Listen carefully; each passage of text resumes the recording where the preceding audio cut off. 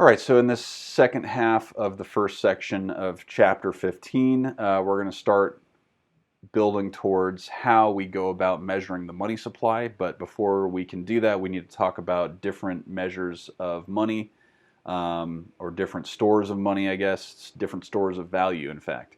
So the first we're going to look at are called transaction deposits.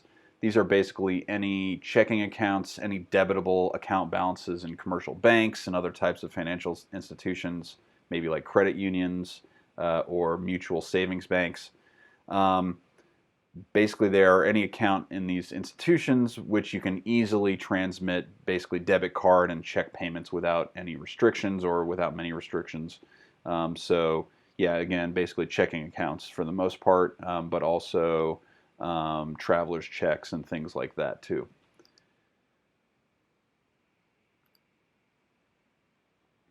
All right, so like I mentioned when we were talking about the fact that confidence is what backs our money in the United States, um, we call that type of system a fiduciary monetary system. And so in this system, currency is issued by the government, in our case, the Treasury, and its value rests entirely in the public's confidence that it can be exchanged for goods and services.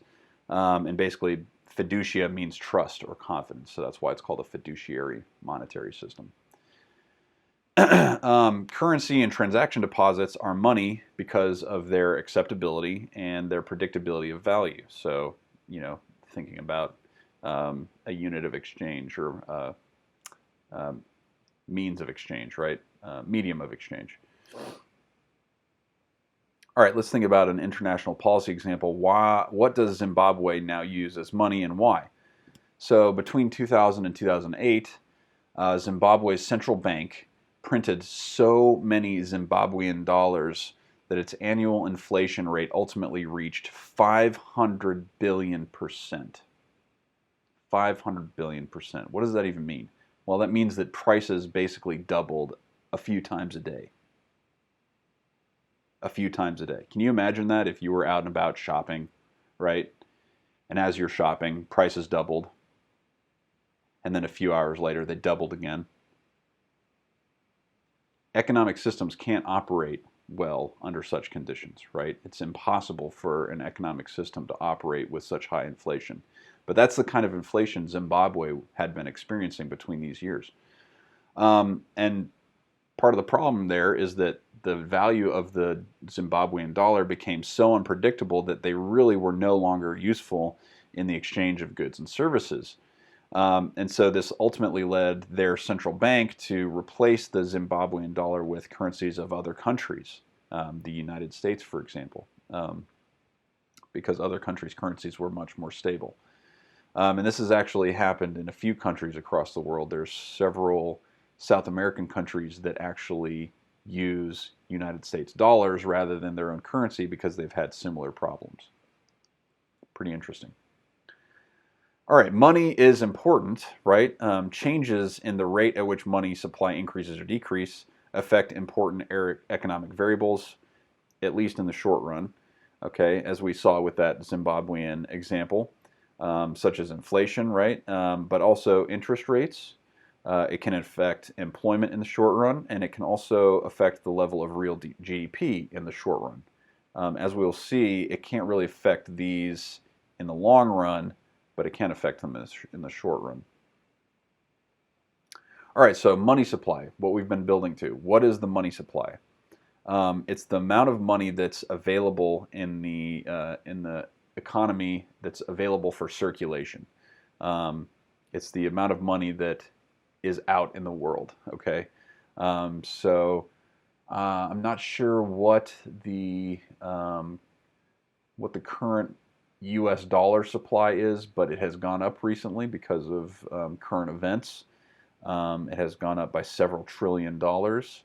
And I think off the top of my head, it's somewhere in the vicinity of $20 trillion exist in the world, but I'm not sure. You can look it up. In fact, if you want some fun, look up the debt clock, something called the debt clock. It's pretty interesting. All right, so how do we measure this money supply? There are basically two basic approaches. um, that kind of give us two different answers, but both are useful.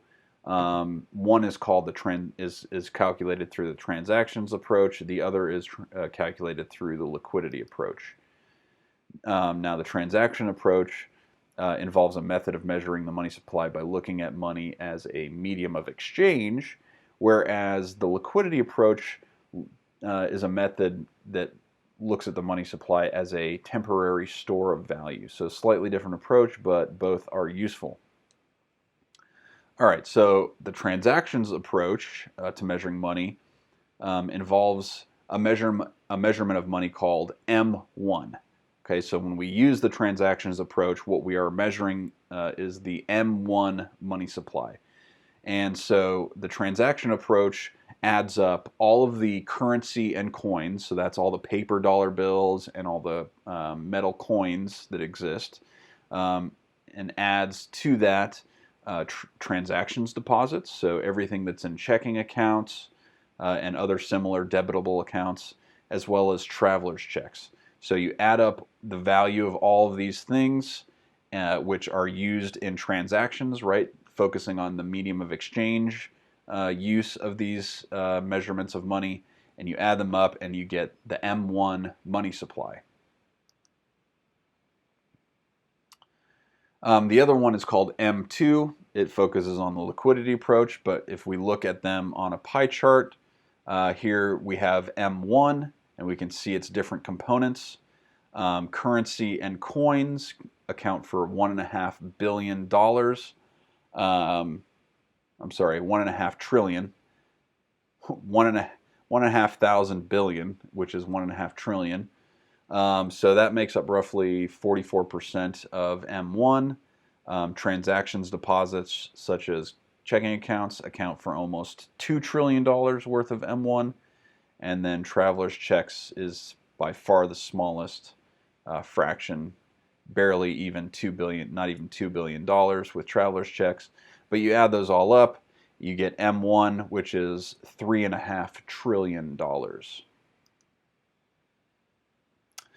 M2 is a larger measurement. It's going to provide us with a larger value because it not only includes M1, but it includes additional stuff that is less useful in medium of exchange, but is an asset that can be relatively easily converted into cash. So not only does it include M1 here, which is this blue section here, but it also includes things like savings accounts. Okay, savings accounts, things called money market mutual funds, which are kind of like special savings accounts, as well as these small denomination time deposits, which are also very similar to savings accounts. But basically, M2 includes M1 plus all of this stuff. Okay, so I think this figure is from 2017, so this is 3 years ago, and the money supply using M2 was just under $14 trillion. And as I mentioned, because of recent events, the Fed has injected around $3 or $4 trillion. So now, today, the money supply, the M2 money supply, is probably closer to $20 trillion.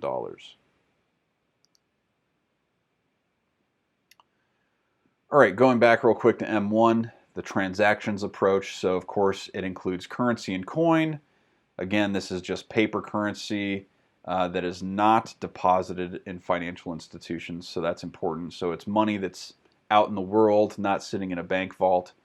And the bulk of currency in circulation actually does not circulate within our borders. So like I mentioned, several other countries use US dollars as their main currency.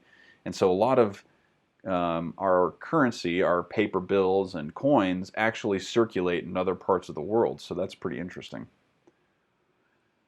So it includes currency, includes transactions deposits, which again are basically just checking accounts. And these are typically held in depository institutions, which are just banks, right? Or credit unions also, or there are some other types of depository institutions, but banks and commercial banks and credit unions are the most common. There are also thrift institutions that receive most of its funds from the savings of the public. Um, and then there's these, right, that small, very small fraction of M1 money supply is traveler's checks. These are basically financial instruments that you can purchase from a bank or sometimes a non-banking organization such as the post office, that are signed during purchase and can be used basically as cash upon a second signature by the purchaser. So that's traveler's checks. They're sort of slightly more secure than cash. So sometimes people use them when they travel rather than carrying large amounts of cash with them. All right, now let's look more closely at the liquidity approach, which is the M2 money supply measure.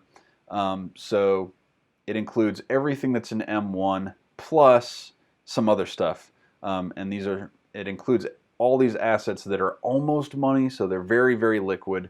They're almost cash. They're very easily converted into cash. And so this would be things like savings accounts, CDs, and time deposits, which are basically sort of special savings accounts. So again, M2 is equal to M1 plus savings deposits, these small denomination time deposits, small denomination meaning their total is less than $100,000, as well as balances in retail money market mutual funds, which are kind of specialized savings accounts.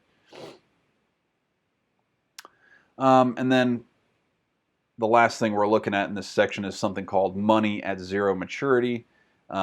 This is basically adding up deposits without set maturities to M1. It includes all money market mutual funds, but excludes all deposits with fixed maturities. So this is sort of an alternative measure of money between M1 and M2.